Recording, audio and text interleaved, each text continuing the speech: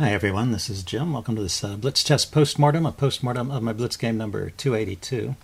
I was white here and kicked off with e4, and my opponent played... Hold on a second. The game disappeared. Let's go back and find that game. e4, my opponent played e5.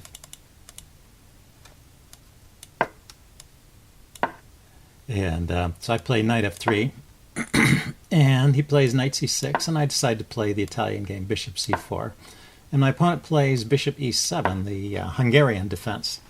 And I play this line where I castle and play the move h3 to prevent the knight from being pinned after d3 is played, and I play rook e1 to defend the e-pawn. And I've played this setup before. I've faced this position in various Blitz games, and maybe in an over-the-board game. I'm not sure. I can't really remember if I've ever seen it in an over-the-board game. But anyway, I was very confident that I knew how to play this opening, and I just played my usual setup. And it turns out, when I did the post-mortem, that my setup is just broken, that Black has a way to completely refute it. So I'll get to that, but right now I want to take a minute and explore how I should have played. So the most accurate way to play here is to throw in the move d4 at this point, right after bishop e7, which is the characteristic move of the Hungarian defense. You have to respond immediately with d4.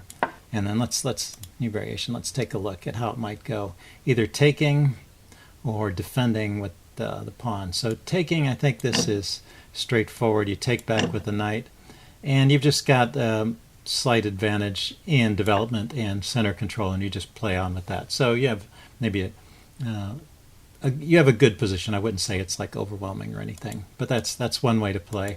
And the other way for Black to play is to put in the move d6 here, defending, and then you can exchange, although that's not very appealing because the queens would come off, or push on with d5, or just develop with knight c3, and we might transpose after taking. So next time I see the Hungarian defense, that's how I'm going to play. So let's take a look at the game and see what I did wrong. So castling, so far so good. And then the main moves here, knight f6 or d6, and against knight f6 I put the rook out. Against d6 I play h3. That's the pattern I've been using for many years. So d6, h3, so far so good. Knight f6, and then rook e1. Rook e1 is actually a mistake. And let's see, what does the opening book recommend? The opening book recommends knight c3. So I could play here, I just can't play this knight rook e1 idea. I have to play knight c3. And with some slight edge. It was probably better to play d4 before, so this whole idea of the way I'm playing is just wrong. And I'll show you why shortly. After rook e1, my opponent castled. We were pretty much out of the opening book. But already he could play a knight takes e4, and that's the basic problem. If I take with the rook, which is the main move, then he's got this fork. And so I can take back with the bishop, and he's got queen takes. And this is okay. The engine thinks there's still a slight edge to white here, but I think Black is pretty well equalized in this position. It's not what I was looking for out of this opening. Yeah, and as the engine looks a little deeper, White's advantage declines. Okay, so that's the basic problem with my approach and why I need to play d4. Anyway, my opponent didn't play that. He castled first, and I continued on with the move c3, just following my usual plan. I'm under the illusion that this pawn is protected, and I'm just going to play d4, build up a big center without having to worry about the pin. That's my whole strategy here. And now knight takes e4 is even good for Black. So once again, this is still possible because I haven't done anything about the bishop there. And I should probably take the rook. Actually, the engine says taking the rook is not even the best move. I should just give up the pawn at this point and play d4. But if I do take the rook, just to show what happens, again, d5, and bishop takes to get the pawn back, queen takes. And what makes this position a little bit different than the previous one is I've now got it, since I played c3, I've got a hole on d3. And so drop the rook back to cover that hole, and he can push on with e4. And he's got a lot of influence on my position here. He's basically cramped me and made it difficult for me to develop my bishop. So the way I'm playing this opening is just unplayable. And so if you're ever faced with a Hungarian defense, remember to just respond immediately with d4 and play it from that position, and don't follow the example I was giving you in the Blitz game. It's really funny, and I've been playing that opening for a long time, and I do check my openings with the opening books and the computers from time to time, but every now and then some opening that I've just been playing out of habit and I've never really checked, I get caught on. So this is one example where I could have been caught. So my opponent plays into my plans, and now I get the kind of position that I'm wanting. I get the big center, and there's no more issues here. I've just got a good position. Retreat the bishop. I can get pressure on this diagonal later. It's not clear if the bishop wants to go this way or this way, but the bishop is getting chased back to c2 anyway with that knight move, knight a5. So this is all good. He gets a nice perch for his knight here, but I thought... well, I chased it away immediately with b3. The engine says I could just ignore it and continue developing. You have to look at what squares that knight is controlling and decide if you really need to chase the knight away immediately or continue with your development. So in this case, I guess it's maybe a little better just to keep developing. But I played b3 here, chase the knight away. And the knight really doesn't have a good square to go to other than back where it came. And then bishop b2, just developing my pieces. I'm going to play... queen to d3 and e5 at some point to threaten checkmate along this diagonal.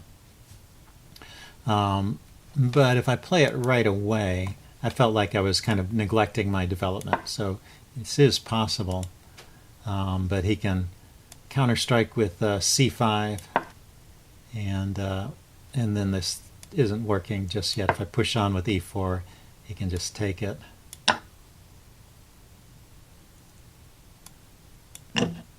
And then trade queens. And black is doing fine in this position. It's even a slight advantage for white. So continuing to develop. It's a better choice. And now he plays c5. So this does sort of cramp my plans for for this attack. But I developed the queen to d3 anyway. I just want to get it out so I can connect my rooks and maybe bring my knight somewhere. This square obviously is not available right now, but maybe it'll open up at some point. And the knight on d2 will prevent the move c4. So he plays c4 right away. And I was kind of liking this because now I can push on with e5 without having to worry about c takes d4 there. But there's still a problem with the queen taking, I guess, the queen exchange. And he took with the knight here. So yeah, I was feeling pretty good about my position, but really it's just a slight edge for white, like many openings. I play bishop to c3. I don't want his knight to be grabbing my bishop at an inconvenient time. Plus it was undefended there. He goes bishop e7, logical development. I go knight bd2, getting my knight out. So now my rooks are connected, all my pieces are developed, my king is safe. So I'm in a good position to think about launching an attack. He starts the action with d5, my opponent does, so maybe that's a little bit premature. I push on with e5, which is a good move. And the knight has to move, and there is a threat of mate, but the knight has one move. It's really the only move in this position, which prevents me from checkmating him. So, but now this knight is kind of pinned here. And so I'm trying to think of ways to take advantage of that. And so the plan I thought of was maybe just getting the knight out of the way and pushing f3. And that might work. The engine thinks I should just go ahead and take immediately. I thought this would be a problem. Knight takes, pawn takes. I mean, the pawn takes comes with a fork here. Rook takes gives up the exchange. How about bishop takes? Queen takes. And g6. Yeah. I mean, sometimes it's an idea if you can win a rook in the corner, but everything is defended here. So I've given up the exchange. I have a strong center. The engine thinks white is a little better here. So I have a pawn for the exchange and the bishop pair. and a good center. Yeah, that's usually sufficient compensation for the exchange. So that would have been an interesting way to play. Okay, I played knight h2 instead with this f3 idea, and now black is a little better. The engine likes to move knight a3, sort of undermining this battery of queen and bishop. And you know, these knights are pretty well posted here. If black succeeds in chasing my bishop away, then this battery will have no force anymore, and his knight will be unpinned. And so black is looking pretty good. He plays bishop g5 here, which is still a good move. Maybe not the best, huh? The engine says his advantage disappeared. So really knight a3 or g6. Okay, g6 dealing with the mate threat, or knight a3 also dealing with the mate threat. So not the most accurate move, but still keeping black in the game. And I played the move f3, and I realized there might be some issues with f3. You know, you can hear me calculating during the game. But I thought it might be interesting even if he played it in the best line. So first of all, let's look at what he played. He played bishop takes d2. So far, so good. I took back with the bishop, and then he took with the wrong knight. If he takes with the other knight, he still has an advantage. But when he takes with this knight, then I can checkmate him, which is how the game ended. So let's look at how he should have played here. The best move, and the move I was expecting, was really knight c takes d2.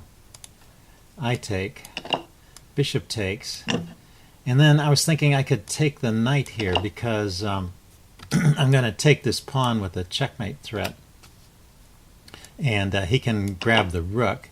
And I thought, well, I'd be down the exchange, but I thought I'd be winning a pawn. What I missed after e takes d5 is he has time to save. Yeah, he has this move, queen h4. That's what I was missing. Queen h4 defends the bishop and defends against the checkmate. So now, if we count the material, I'm not down the exchange, I'm down a whole rook. Right, I've got one rook and two pieces, and he's got two rooks and two pieces. Now I have ways to wiggle and squirm a bit. So knight f3, forking the queen and the bishop.